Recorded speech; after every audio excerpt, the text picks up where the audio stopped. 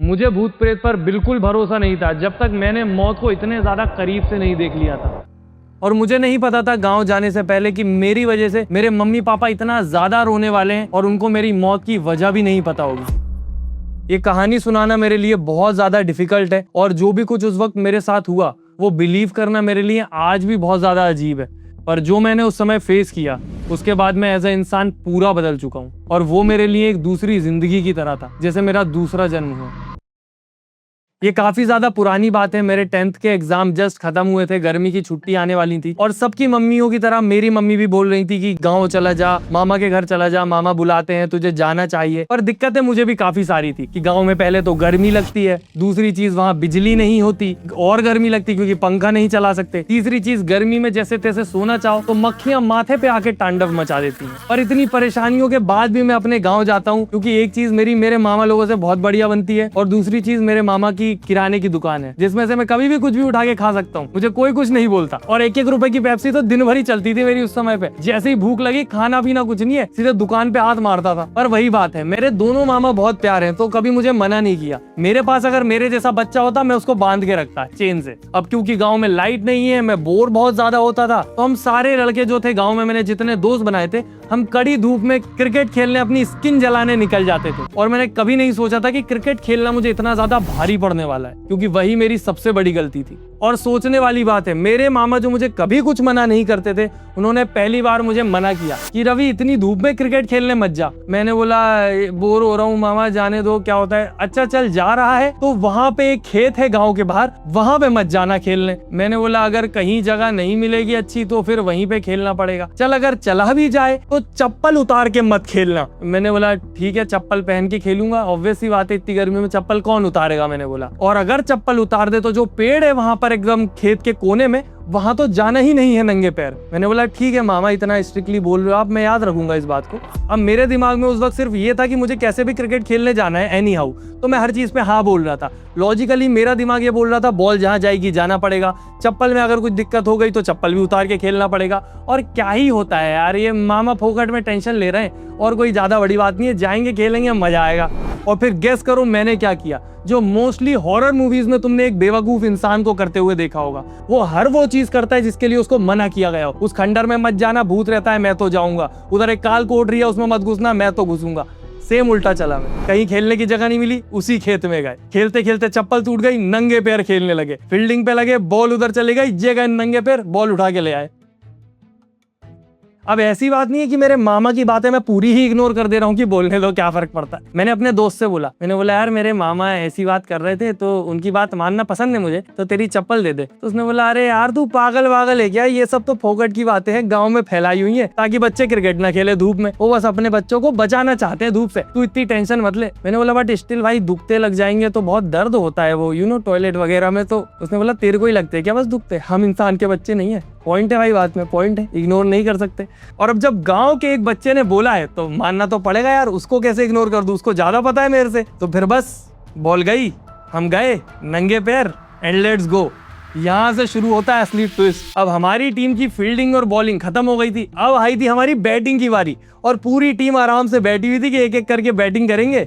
और तभी मेरे पैर में दर्द होने लग जाता है और मैं सोचता हूँ कि यार पैर में ऐसा कुछ चोट वोट लगी नहीं है, मोच आई नहीं है, कांटे पे चढ़ा नहीं हूँ मैं, ये दर्द क्यों हो रहा है। मैंने सोचा ठीक है हो रहा होगा थोड़ी सी दर्द, बैटिंग लेके जाऊंगा, ऐसे थोड़ी जाऊंगा। और धीरे धीरे धीरे वो दर्द इतना जोर से होने लगा मुझे कि मुझे लग रहा था कि मेरा पैर काट दे कोई, वो ज्यादा अच्छा होगा इस दर्द को झेलने से। और मैं चीखने लगा, एकदम रोने लगा कि, और उनको लगा कि क्या पता क्या हो गया, ओवर एक्टिंग कर रहा है। वो कहते बैटिंग ले ले, पहले बैटिंग लेनी। मैंने बोला भाई तुम पगले हो, मेरे को दर्द हो रहा है, काहे की बैटिंग ले ले, लंगड़ा खेलूंगा क्या। और लाइफ में पहली बार बॉलिंग और फील्डिंग करने के बाद मैं अपनी बैटिंग छोड़ के अपने घर चला गया।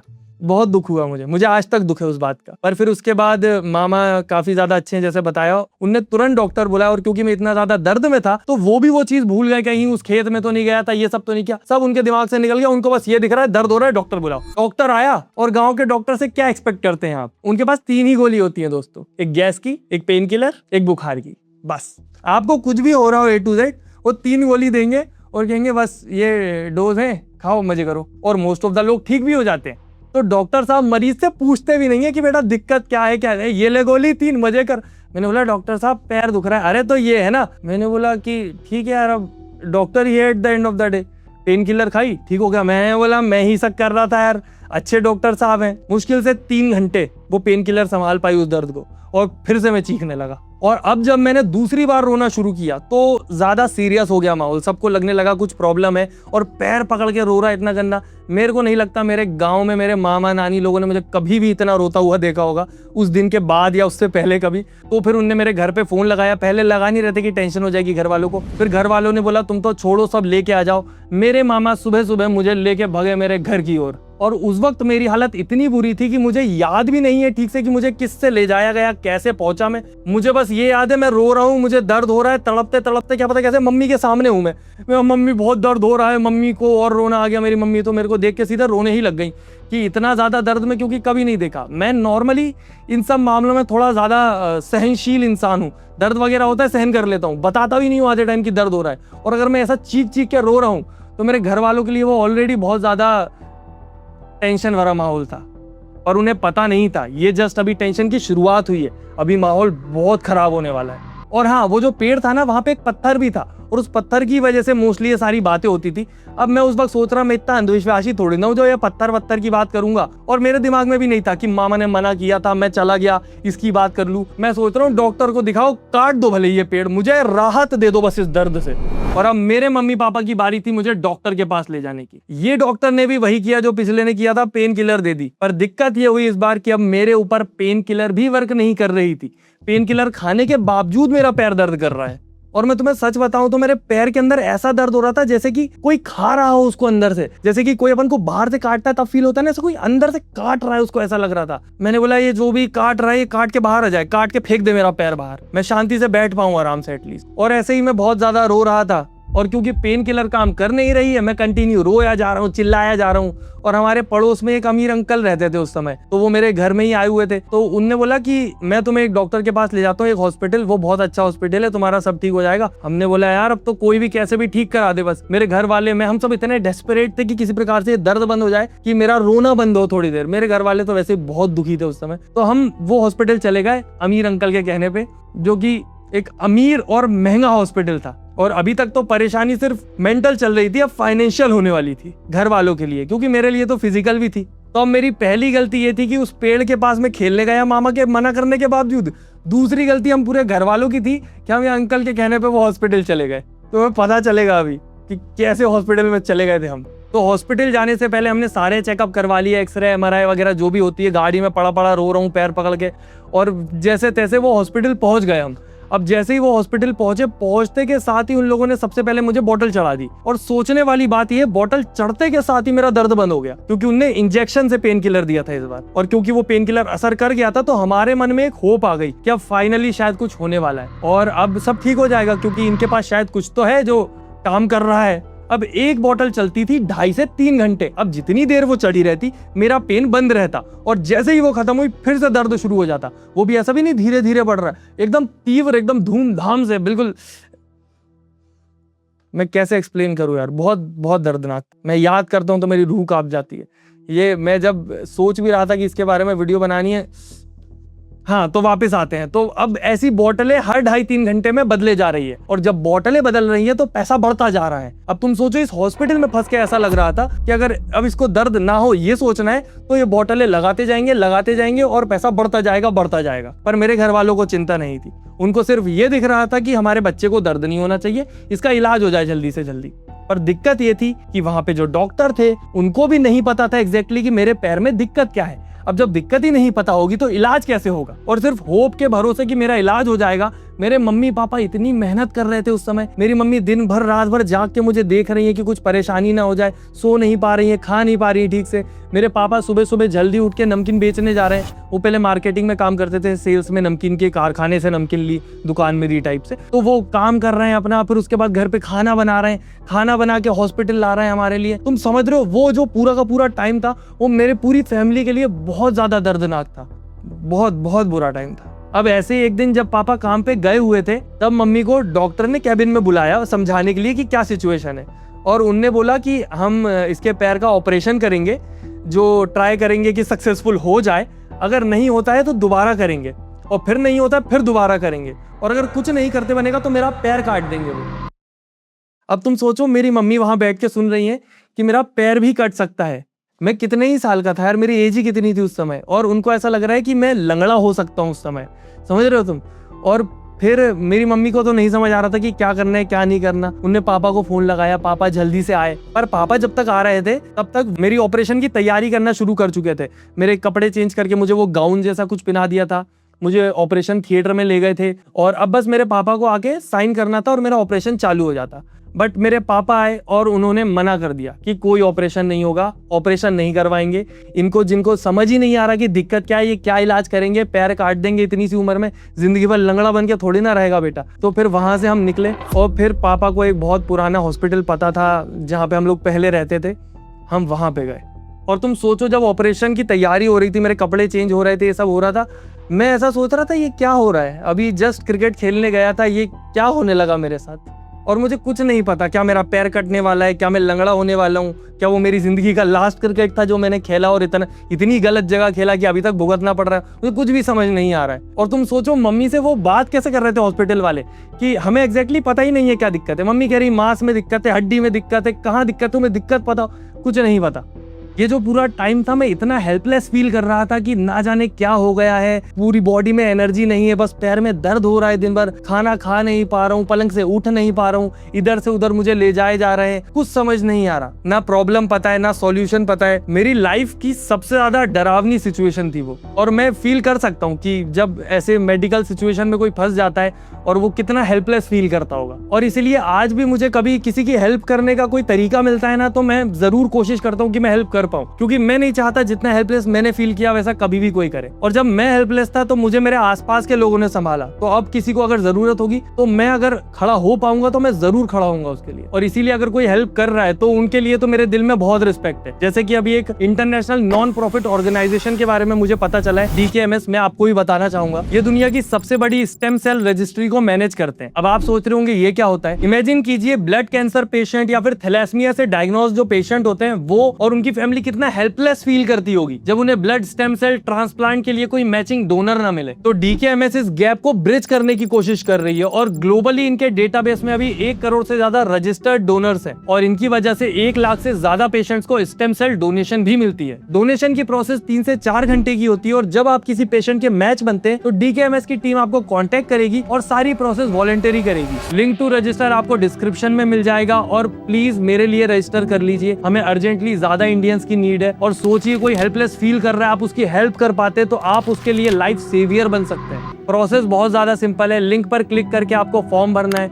फिर DKMS की टीम आपके एड्रेस पर एक स्वैप किट भेजेगी, और फिर आपको अपने चीक स्वैप करने हैं। देन DKMS की टीम ही फ्री पिकअप भी करवा लेगी, ताकि आपको अपने घर से कहीं जाना ना पड़े। And also DKMS strictly data protection standard follow करते हैं, ताकि आपकी सारी इंफॉर्मेशन सिक्योर रहे। And I know parents usually ऐसे डोनेशंस में हेजिटेंट रहते हैं, क्योंकि उन्हें ये डोनेशन, मेडिकल, ये सब चीजें काफी ज्यादा कॉम्प्लेक्स लगती है। तो सबसे ज्यादा इंपॉर्टेंट है कि आप उन्हें समझाएं कि ये एक्चुअल में क्या है, कितना जरूरी है और कितना ईजी है। And most importantly, you don't worry about it, tension बिल्कुल मत लो, क्योंकि मैंने, मेरी फैमिली ने, मेरी टीम ने, हमने सबने रजिस्टर किया है। क्योंकि हमारे लिए ये स्टेप बहुत छोटा है, पर जो मेरी तरह हेल्पलेस फील कर रहे होंगे उनके लिए बहुत जरूरी है। हम किसी की लाइफ के लाइफ सेवियर बन सकते हैं। तो मेरी आपसे सिर्फ इतनी रिक्वेस्ट है, अगर आप 18 से 55 इयर्स के बीच में हो, हेल्दी हो, तो जरूर रजिस्टर करें। और हाँ, लाइफ सेवियर से याद आया, मेरी कहानी में भी एक लाइफ सेवियर थे, डॉक्टर वैभव महेश्वरी के रूप में। अब हम लोग जिस न्यू हॉस्पिटल में गए थे, वहां पे भी काफी सारे लोग कंफ्यूज थे कि एक्चुअल में प्रॉब्लम क्या है, क्योंकि अब तक मेरा घुटना बड़े होके इतना बड़ा हो चुका था। तुम सोचो, मेरा पूरा पैर इतना पतला है, मेरा घुटने का साइज इतना ज्यादा है, और वो पूरा दर्द हो रहा है, मुझे उसको दबा रहे हैं तो वो दब रहा है, और वो बहुत ज्यादा अजीब सी फीलिंग थी। और जिसको दिखा रहे हैं उनको भी नहीं समझ आ रहा है एक्चुअल में प्रॉब्लम क्या है। पर वहां पर जब डॉक्टर वैभव महेश्वरी आए, जिन्हें वो हॉस्पिटल वाले किसी और हॉस्पिटल से बुलाते थे, अब ये हॉस्पिटल कहने को तो ज्यादा बड़ा हॉस्पिटल नहीं था, बट जो डॉक्टर वैभव मिले थे मुझे वहां पे, वो बहुत ज्यादा समझदार थे, और मैं बोलूं एक्सपर्ट थे अपने काम में, कि उनको सब समझ आ रहा था कि क्या प्रॉब्लम है, कैसे सही कर सकते हैं। और फाइनली हमको थोड़ा सा ऐसा रिलीफ मिला, होप मिली कि शायद अब ठीक हो जाएगा, क्योंकि डॉक्टर साहब ने बात ही कुछ ऐसी कर दी थी। जब सब घबराए हुए थे, कुछ समझ नहीं आ रहा था, पैर कटने वाला था, ऑपरेशन होने वाला था, तो जैसे ही डॉक्टर को ये बताया, तो डॉक्टर साहब ने ने कहा कि पैर काटने की, ऑपरेशन करने की कोई जरूरत नहीं है, मैं इसको दवाई से ठीक करूंगा। और उन्होंने एग्जैक्टली बताया कि प्रॉब्लम क्या है। वो अलग बात है कि अभी तक ये नहीं समझ आ रहा था कि ये हुआ कैसे है, इतनी बड़ी प्रॉब्लम एकदम से कैसे आ गई मेरे शरीर में। वैसे काफी लोगों का ये भी कहना है कि ये जो प्रॉब्लम है आपके खानदान से चली आ रही होती है। तो मेरे जो दादाजी के भाई थे उनको ये प्रॉब्लम थी और अब डायरेक्ट मुझे हुई है। और ये जो बीमारी मुझे हुई थी इसका नाम था बोन ट्यूमर, जिसमें आपकी हड्डी के अंदर मवाद बनने लग जाता है और वही फूल के मेरा घुटना इतना बड़ा हो गया था। मतलब मैं बताऊं आपको, नॉर्मली जितना एक इंसान का घुटना होता है उससे 4 गुना बड़ा हो गया था मेरा घुटना, जिसको शुरू में हम सूजन समझ रहे थे क्योंकि दर्द भी हो रहा है। तो पहले लग रहा था कहीं चोट लग गई, और सोचो इतनी भयंकर चोट लगी कि घुटना इतना मोटा हो गया। बाकी ये बात भी काफी बाद में पता चली हमें कि ये खानदानी बीमारी है और किसी को हुई थी पहले और अब डायरेक्ट मुझे हुई है। उस वक्त तक हम सब क्लूलेस थे कि ना जाने क्या हो गया, घुटना इतना मोटा हो गया, कुछ समझ ही नहीं आ रहा क्या दिक्कत है। अब मेडिकेशन तो चालू हो गया था बट स्टिल हालत इतनी तेज नहीं सुधर रही थी। मैं इतना ज्यादा वीक हो गया था उस समय कि ना खाना खा पाता था, ना पानी पी पाता था ढंग से, मैं बेड से उठ नहीं पाता था। उस वक्त मुझे देखने में ऐसा लग रहा था जैसे बेड पर एक स्केलेटन पड़ा है, जैसे हड्डी के ऊपर डायरेक्ट स्किन चिपकी हुई है, कोई मांस ही नहीं है शरीर में। मेरे पास एग्जैक्टली उस वक्त की फोटो नहीं है क्योंकि मोबाइल नहीं था, घर वाले परेशान थे, फोटो खींच नहीं रहे थे। ये एक फोटो है मेरे पास जो मेरे सही होने के 1-2 महीने बाद की है, बट स्टिल आप देख सकते हो कितना कुपोषित लग रहा हूँ। अब आप सोचो उस वक्त शायद मैं 17-18 साल का था, ना बेड से उठ पा रहा हूँ, ना खाना खा पा रहा हूँ, ना वॉशरूम जा पा रहा हूँ। ये सब हो कैसे रहा है? मेरी मम्मी मुझे कंधे पे ऐसे लटका लटका के वॉशरूम ले जा रही हैं, फिर मेरे को उठा के वापस लेटा रही हैं, खाना मेरे को खिला रही हैं, मैं खा नहीं पा रहा हूँ, कहीं थूक दे रहा हूँ, खाना खाने का मन नहीं कर रहा है, पानी पिला रही है तो मैं पानी नहीं पी पा रहा हूँ। और मेरे लिए वो एक्सपीरियंस इतना बुरा था कि 17-18 साल के लड़के को उसकी मम्मी खाना खिला रही है, नहला रही है, वॉशरूम ले जा रही है और मैं कुछ कर भी नहीं सकता था, एकदम हेल्पलेस था। वो अलग बात था उस वक्त मेरे घर पे मेरी नानी आ गई थी तो एटलीस्ट खाना बनाने का टेंशन नहीं था कि मेरे पापा काम पे जाते थे, आते थे, वहां से खाना लेके फिर यहाँ आ जाते थे, ऐसी हालत देखते थे। आप सोचो एक आदमी दिन भर परेशान हुआ धूप में, फिर वो यहाँ पे अपने बच्चे के पास आया देखने और इतनी बुरी हालत में देख रहा है, और वो और ज्यादा टेंशन में आ जाते थे। और वो एक चीज थी जो मेरे एकदम कोर मेमोरी बन गई है कि मेरे दिमाग से मैं कभी नहीं निकाल सकता। मेरे पापा कभी मेरे ऐसे सामने नहीं रोए पर मुझे आवाज आती थी कि गेट के बाहर से कि कोई रो रहा है, और मुझे वो सोच के इतना ज्यादा बुरा लगता था कि कभी कभी मैं सोचता था कि इससे अच्छा तो अगर मैं ना बचूं तो शायद ज्यादा बेटर होगा कि ये लोग अपनी जिंदगी जी पाएंगे।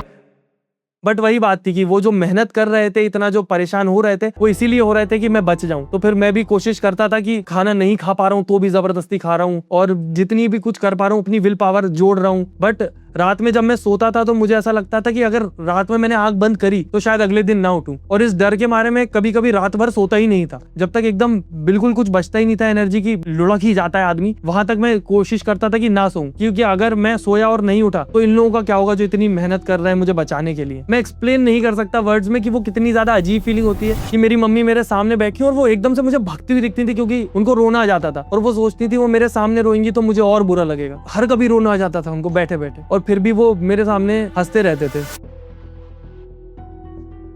डिफिकल्ट है काफी ज्यादा और इन सब चीजों से फाइनेंशियली मेरी फैमिली पे इतना असर पड़ा था कि मेरे पापा ने काफी टाइम तक जो पैसा जोड़ा था उनका गांव से 2-3 साल का कुछ पैसा आने का अटका हुआ था, वो भी उसी समय आया था, वो सारा खर्च हो गया। तुम सोचो मेरे पापा हमारी सबकी लाइफस्टाइल थोड़ी सी एलिवेट करने के लिए जितनी भी मेहनत कर रहे थे, जितना पैसा जोड़ा था, उनने वो सब आंख बंद करके मेरे ऊपर खर्च कर दिया, क्योंकि उनके लिए उस वक्त मुझसे ज्यादा जरूरी कुछ भी नहीं था। और वो जो समय मैंने देखा उसके बाद मेरे माँ बाप के लिए मेरा जो नजरिया था वो पूरा बदल गया। अब मैं समझ चुका था कि अभी तक मैंने जैसे भी इनके साथ बिहेव किया हो, मेरी जिंदगी कैसी भी निकली हो, अब वो वैसी नहीं निकलने वाली। अब इन लोगों ने जो मेरे से बोल दिया वही मेरे लिए सबसे ज्यादा जरूरी है, क्योंकि अगर मैं तो इमेजिन भी नहीं कर सकता ना कि मेरे लिए और कौन कर सकता है, इतना कोई नहीं कर सकता। किसी के लिए भी मुझे नहीं लगता कि उसके माँ बाप से ज्यादा कोई कुछ कर सकता है, क्योंकि जब मैं इतना ज्यादा परेशान था, मेडिकेशन वगैरह सब चल रहा है बट स्टिल कुछ बेटर नहीं हो रहा था। मेरा पैर अभी भी दर्द कर रहा है, वीकनेस अभी भी हो रही है, और डॉक्टर साहब बोल रहे हैं कि वो इंजेक्शन से मवाद वगैरह निकाल रहे हैं। मुझे नहीं पता मैं कब ठीक होऊंगा, मेरे घर वालों को कोई होप नहीं दिख रही, वो दर्द बंद नहीं हो रहा, मैं अभी भी रो रहा हूँ। और तब मुझसे मिलने जब मेरे नाना जी और काफी रिश्तेदार आए, मेरे नाना जी साथ में एक भभूत लाए थे और उन्होंने मेरे पैर के ऊपर उस भभूत को ऐसे करके 3-4 बार किया और कुछ बोला, मुझे नहीं पता क्या बोला, और मेरा पैर उसी रात में मैं सोया और सुबह दर्द होना बंद हो गया। बिल्कुल ऐसा भी नहीं कि दर्द कम हो रहा है, वो प्रॉपर बंद हो गया। और जब वो बंद हुआ तब मेरे दिमाग में ऐसा हिट हुआ कि कहीं उसकी वजह से तो नहीं हुआ था मेरे पैर में, ये पेड़ की वजह से जो ये भभूत लगाने से ठीक हुआ, या फिर हो सकता है कि कोई इंसिडेंट हो, मेरी दवाइयां जो चल रही थी उनने असर किया और उसी वक्त वो भभूत लगी। अब रीजन इसका कुछ भी हो सकता है, बट मुझे नहीं पता कि ये किस वजह से हुआ, बट वो सही हो गया। अब मेरे लिए यहाँ पर और कुछ भी मैटर नहीं करता था। डॉक्टर साहब वो जो घुटना फूला था उसका मवाद इंजेक्शन से निकाल चुके थे। मेरे पैर में जो दर्द हो रहा था वो क्या पता कैसे पर बंद हो चुका था, और अब उस जानलेवा दर्द से मुझे फाइनली आजादी मिल गई थी। और ये मैंने इतने टाइम तक झेला है, मैं आपको बता नहीं सकता कि वो दर्द मैंने कितने ज्यादा टाइम तक झेला था, वो कितना ज्यादा मुश्किल भरा था। पर अब जो मैं इंसान बन गया था, अब मैं पूरा डिफरेंट इंसान था। अब मैं बिल्कुल भी सेल्फिश नहीं था। अब मैं बस हर चीज में अच्छाई देख रहा था। अब मेरे को बस अच्छे से जीना था कि मेरी को जो ये दोबारा जिंदगी मिली है इसको मैं किसी प्रकार से वर्थ करा दूं, और सबसे ज्यादा अपने घर वालों को रियलाइज करा दूं कि उनने मेरे लिए जो जितना भी टाइम झेला, परेशान हुए, उन सब के बदले में कुछ कर पाऊं मैं उनके लिए। वो अलग बात है कि माँ बाप किसी भी चीज में अपना लालच नहीं देखते, उनको बस मुझसे मतलब था। उनको मुझसे अब कुछ चाहिए भी नहीं कि तू सही हो गया है तो ये वो। मेरे पापा मम्मी ने कभी मुझसे ऐसी होप भी नहीं रखी कि ज्यादा परसेंट ला, पढ़ाई कर, ये कर, वो कर। मैं बहुत ज्यादा लकी मानता हूँ खुद को इस चीज में कि मेरे घर वाले मेरे को हर चीज में सपोर्ट करते हैं। और अब मैंने दुनिया में अपने मजे देखना बिल्कुल बंद कर दिया था। अब मेरे लिए दुनिया पूरी बदल चुकी थी, और क्योंकि अब मैं जिस दुनिया को देख रहा था इसमें सब अच्छा है, क्योंकि जहां से मैं आया हूँ वो तो नर्क था। अब यहाँ तो ये तो जन्नत है, फिर जो मिल जाएगा वो बेस्ट है। क्योंकि अगर मैं उस वक्त नहीं बच पाता तो वैसे भी ये सब मेरे हिस्से में नहीं आने वाला था। तो अब तो अगर मेरे पास 10 रुपए भी है तो वो भी मेरे लिए करोड़ से बढ़कर है। फिर बस जिंदगी में मेहनत शुरू कर दी। जैसे ही ठीक हुआ दिल से एकदम पढ़ाई लिखाई में लग गया। जितना कर सकता था मेरी तरफ से बेस्ट किया मैंने। गर्मी की छुट्टी में जॉब करने लग गया, उसके बाद एक और जॉब करने लग गया, फिर सोशल मीडिया पे ट्राई करने लगा, और दिन रात में काम कर रहा हूँ। मैं जिम भी जा रहा हूँ, काम भी कर रहा हूँ, और अपना कॉलेज की पढ़ाई भी कर रहा हूँ। और एनी हाउ मैंने किसी प्रकार से सक्सेस हासिल कर ली। मेरी जिंदगी में मैं जितना आवारा और सेल्फिश इंसान था, मुझे नहीं लगता था कि मेरा वो वर्जन कभी भी कुछ उखाड़ पाता अपनी जिंदगी में। पर क्योंकि मैंने वो फेज देखा, उससे मैं सीखा, मैं आगे बढ़ा, मेरे लिए जिंदगी की वैल्यू बढ़ गई, तो मैंने आज काफी कुछ कर लिया। अब हो सकता है काफी लोगों के लिए मेरी जो अचीवमेंट है या जो भी हूं मैं जिंदगी में वो इतना ज्यादा बड़ा ना हो, कुछ मायने ना रखता हो, बट मेरे लिए ये बेस्ट है कि जो भी मुझे मिला है ये सबसे ऊपर है मेरे लिए। और सबसे ज्यादा प्राउड मैं तब फील करता हूँ जब मेरे मम्मी पापा देश के किसी भी कोने में घूमने जाते हैं और उनको कोई भी रैंडम इंसान मिलके बोल देता है कि आप रजत पवार के मम्मी पापा। और ये सिर्फ आप लोगों के सपोर्ट की वजह से पॉसिबल हो पाया। तो यही कहानी थी दोस्तों, काफी टाइम से मेरे मन में थी, मैं सोचता था बताऊंगा, पर मुझे पता था कि मैं बताते बताते ना जान कितनी बार ऐसा इमोशनल हो जाऊंगा, बट स्टिल मैं चाहता था कि आपको पता लगे। और मैं भगवान से आज भी प्रे करता हूँ कि मेरे दुश्मन को भी ये सब ना झेलना पड़े जो मैंने झेला। और आई होप आपकी जिंदगी में भी अगर कोई भी परेशानी चल रही हो तो आप उससे आगे बढ़ पाए, वो सॉल्व हो जाए। और मुझे लगता है परेशानी कितनी भी बड़ी हो सब सॉर्ट हो जाता है दोस्तों। जब इतनी बड़ी परेशानी से मैं निकल सकता हूँ तो आप जिस भी परेशानी से हो आप भी बाहर निकल ही जाओगे। बाकी आज की कहानी बस इतनी, और मेरी जिंदगी से जुड़ी हुई काफी कहानियां हैं, कुछ अच्छी हैं, कुछ बुरी हैं, कुछ दुख भरी है, कुछ खुशी भरी है। मैं सब आपको सुनाना चाहूंगा। अगर पसंद आई हो तो कमेंट में बताएं, और लाइक करें, फेवरेट पार्ट कमेंट करें, और इस पेड़ से रिलेटेड जो चीज मैंने बताई वैसा आपके साथ कुछ हुआ हो तो कमेंट में जरूर बताएं। और हाँ, जिंदगी ने आपको किसी का लाइफ सेवियर बनने का मौका दिया है तो उसे बिल्कुल ना गवाएं। अभी DKMS के साथ रजिस्टर करें, बिल्कुल ना भूलें। डिस्क्रिप्शन में आपको लिंक मिल जाएगी, अभी जाएं और जरूर रजिस्टर करें, क्योंकि तुम्हारा एक रजिस्ट्रेशन किसी जरूरतमंद की हेल्प कर सकता है। क्योंकि मैं जानता हूँ जब इंसान हेल्पलेस होता है तो वो कितना मजबूर होता है।